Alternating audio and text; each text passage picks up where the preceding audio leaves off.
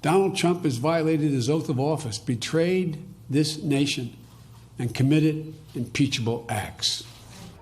Why now? Why do you think he's chosen to come out forcefully for impeachment? Right. He was among the last of the contenders to really argue this forcefully. And the campaign says that a few things have changed. The chief among them is that they saw over the past few days that the president shows no interest in cooperating with Congress, preventing people from testifying and in front of Congress. And so that is something that they take issue with. And we've also seen for the last several weeks, the president has not given up his attacks on Joe Biden, instead continuing them every day. And there was a question and some criticism, quite frankly, of whether Joe Biden was fighting back hard enough, especially since Joe Biden has, from the very beginning, waged a general election campaign against Donald Trump, oftentimes ignoring his primary opponents.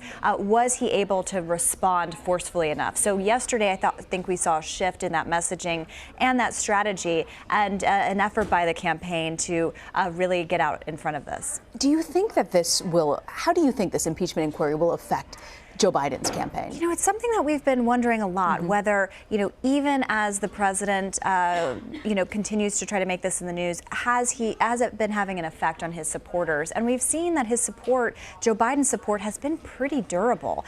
He's doing especially well in a state like South Carolina.